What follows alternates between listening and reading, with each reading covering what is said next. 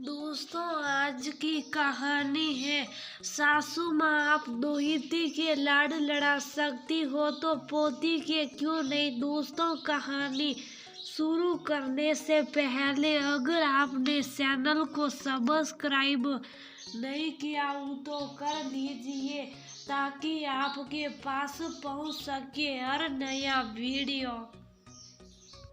ये क्या, जब देखो गुड़िया को गोद में उठाए घूमती रहती हो।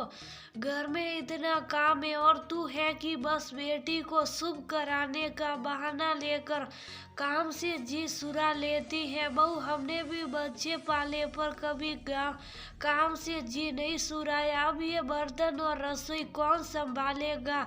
खाना बनाना ही काफी नहीं है, बाद के काम भी तो होते हैं। आराधना जी ने गुस्से से अपनी बहू रिंकी से कहा। रिंकी ने सुना पर उसकी 7 महीने की बेटी रो रही थी। खाना बनाने तक तो उसने सब्र रखा पर ज्यादा ही वो रोने लगी।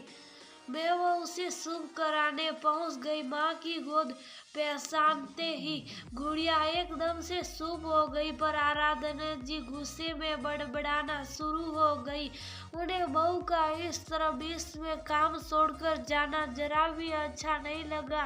रिंकी ने उसे जल्दबाजी में दूध पिलाया। बच्ची ने आधा पिया और आधा नहीं, ये जाने बिना वो फिर से रसोई की तरफ दौड़ी और फटाफट रसोई के बर्तन निपटाए, सारा सामान व्यवस्थित किया और फिर से गुड़िया को बाहों में लिया। पर बच्ची भूखी ही रोते रोते हो गई थी। रिंकी की आंखें भर आई। फिर ये आज की तो बात नहीं थी। जब भी गुड़िया को उसकी जरूरत होती थी तब ही वह कोई काम कर रही होती थी। इसी वजह से वो अपनी बेटी को पूरा समय दे पाती थी। रिंकी की शादी को 3 साल हो गए थे। अभी 7 महीने पहले गुड़िया का जन्म हुआ था। एक तो पहला बच्चा और वो भी लड़की। पोते की उम्मीद लिए हुए आराधना जी का सारा गुस्सा अब रिंकी के साथ अपनी पोती पर भी निकलता था। वह अपनी पोती को कभी भी लाड नहीं करती थी। उन्हें हमेशा लगता था कि ये कहाँ से आ गई, इसकी जगह तो बेटा होना चाहिए था। आराधना जी गुड़िया पर कोई खर्च भी नहीं करने देती थी। अपनी बहन की पोती के पुराने कपड़े ही उन्होंने मंगवा लिए थे और उसके लिए मालिश वाली भी नहीं लगवाई थी। उसके जन्म की कोई खुशी भी नहीं मनाई थी। अभी तो लड़की हुई है और अब आगे जाकर और भी करने हैं। अभी से पैसे फालतू मत कर, कैसे भी करके इसको पाल और इसकी शादी करके मुक्ति पाले। वह अपने बेटे सौरभ के भी कान भरती रहती थी। रिंकी अपनी सास और पति की दकियानूसी सोच से बहुत दुखी रहती थी। एक दिन खबर मिली थी कि ननद राखी दीदी गर्भवती है। ये खबर सुनकर आराधना जी भी बहुत खुशी हुई और 9 महीने बाद उसने भी बेटी को जन्म दिया। बेटी के जन्म के बाद उन्होंने 1.25 महीने बाद उसे रहने के लिए मायके बुलाया।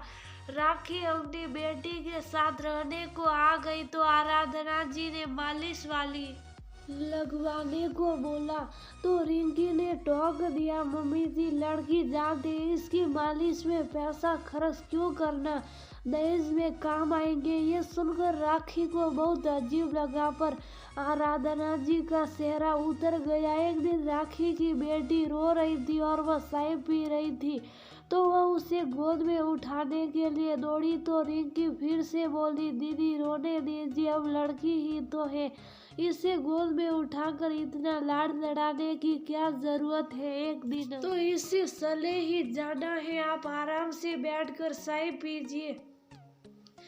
आराधना जी की भी बोलती बंद हो गई। तभी राखी बोली, मम्मी आपने भाभी को सिर सटा रखा है, कुछ भी अनाप शनाप बोल देती है। इस जमाने में ऐसी दकियानूसी बातें करती है। पता नहीं इनके मायके में ऐसी पुरानी सोच के लोग रहते हैं, तभी तो ये भी ऐसी पुराने जमाने की बातें करती है। नहीं राखी, इसमें दोष तेरी भाभी का नहीं है, मेरा है ये वो ही बोल रही है जो मैंने अपनी पोती के जन्म लेने पर और बाद में इससे कहा था।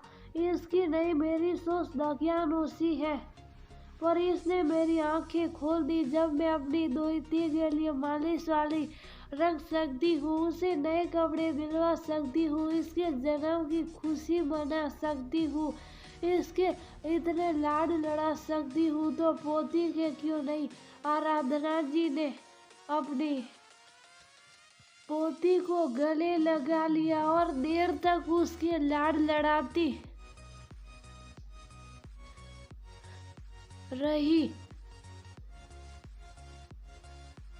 रिंकी ने अपनी ननद से माफी मांग ली। दोनों आपस में गले लग गई।